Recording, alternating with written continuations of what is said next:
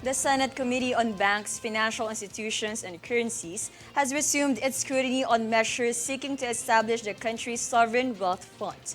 House Bill 6608 and Senate Bill numbers 1670 and 1814 centered on the proposed tax-related incentives for the Maharlika Investment Fund were questioned by Senator Nancy Binay, reiterating that it will be easier to pass the proposed measure if the proponents provided a business plan. On the other hand, Senate Minority Leader Coco Pimentel expressed disappointment on the measure as he mentioned lapses including the assurance of the 2% cap on the administration and operation expenses, but oppositely, Section 7 allows for additional and more expenses. Meantime, Senator Sherwin Gatchalian questioned if the bill is worth investing in, as it requires 50 billion pesos initial investment from the Land Bank of the Philippines.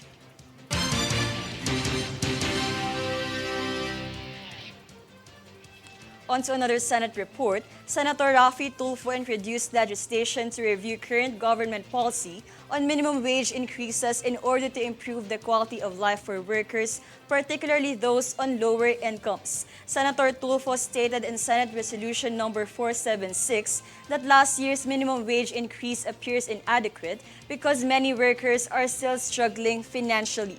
The most recent minimum wage increase occurred on June 4, 2022, when the rate in National Capital Region increased from 533 pesos to 570 pesos per day.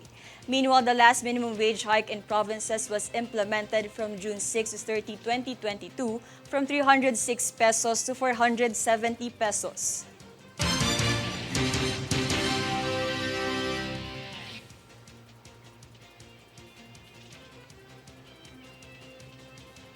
Consequently, a scheme of senators vowed to look into claims that foreign nationals are being forcibly taken out of the country using private aircrafts. JC Ogaire for the full story.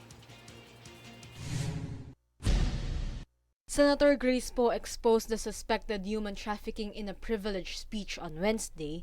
The senator said that on February 13, a jet carrying people not listed on the manifest took off from the Ninoy Aquino International Airport or NAIA for Dubai. Poe noted that the general declaration kept by the Bureau of Immigration listed 7 passengers, including the 3 people from St. Kitts and Nevis, and 2 each from Malaysia, Korea, and China. Further, she said that 8 other Asian-looking nationalities came at NAIA's Balabag ramp, but refrained from boarding when they noticed an aviation inspector recording footage. Meanwhile, Senator Risa Hontiveros claimed that the organization is the same one that was involved formerly Executive Mohet and Twinkle Dargani's alleged effort to flee the country through Davao Airport during a corruption scandal. Consequently, Senate President Juan Miguel Zubiri expressed his disgust, claiming that the plan would have benefited criminals, while Senator Ronald Bato de la Rosa decried the involvement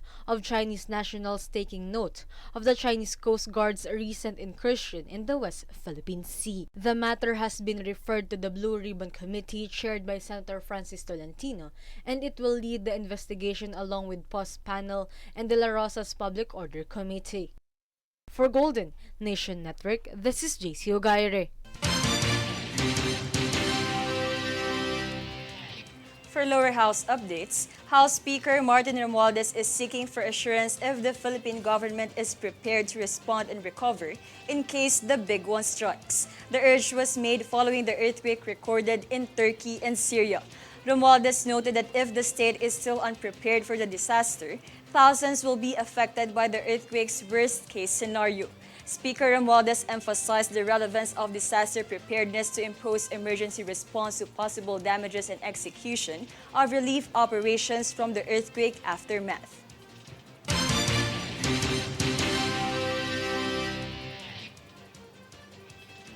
Davao City Representatives Paulo Duterte, Eric Yap of Benguet, and AICD-CIS Party List Representatives Edvic Yap and Jeffrey Soriano pushed the passage of creating the Philippine High School for Creative Arts or PHSCA system. The House Bill number 5075 aims to develop and hone the artistic skills and talents of aspiring Filipinos wanting to pursue their profession in creative industries. This bill aims to offer scholarships to young Filipinos in schools under the curriculum to be administered by the Department of Education or DepEd and devised by the National Commission on Culture and Arts or NCCA with other participating cultural agencies.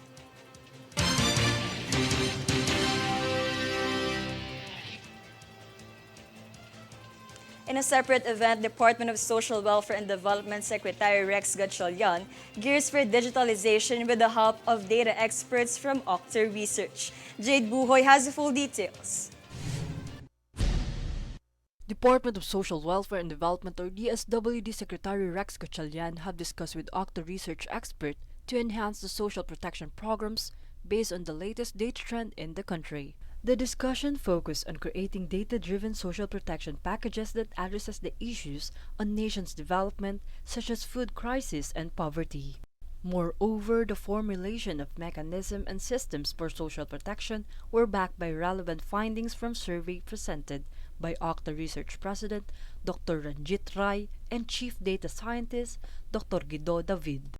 This initiative is part of DSWD Secretary's plan on ensuring the citizens' welfare through providing aid that allows them to access economic opportunity.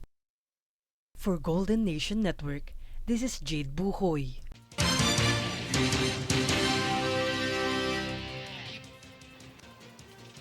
Philippine National Police Chief General Rodolfo Azurin Jr. has visited the affected officers and granted medical assistance to families of victims involved in the vehicular accident in Misamis Oriental.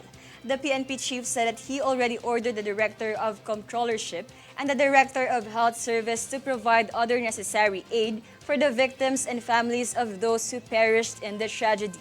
He also emphasized that measures have been implemented to prevent similar incidents and to ensure the agency's personal safety and well-being.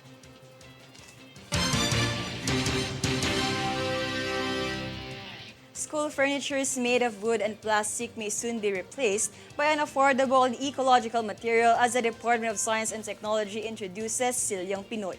Denisa Lopez for the full report. The Department of Science and Technology's Forest Products Research and Development Institute, or DOSTFPRDI, is looking forward on using bamboo in replacement of the wood and plastic materials used in school furnitures. DOST introduced a multifunctional school furniture called Silyang Pinoy that is primarily made from engineered bamboo or e-bamboo and other raw materials where it allows tables and chairs to be quickly converted into other type of furniture. According to DOST Secretary Renato U. Solidum, while schools are frequently used as evacuation centers in times of disasters, the furniture technology Silyang Pinoy will provide a more durable option for evacuees who seek refuge in schools during emergencies. FBRDI Director Romulo Anganan said that the support in bamboo farming not only helped to solve the issue on nation's wood supply, but also offers local bamboo farmers and e-bamboo manufacturers economic prospects. For Golden Nation Network, this is Daniza Lopez.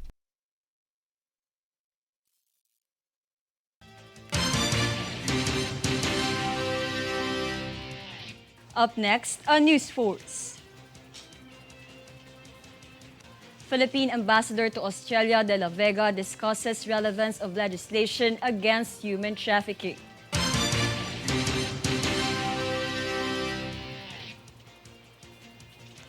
Department of Tourism to welcome 139 cruise ships this year, aiming to boost travel industry.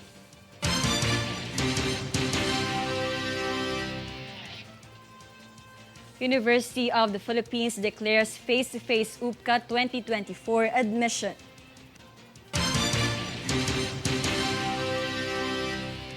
Stay tuned for more stories and reports when News Force returns.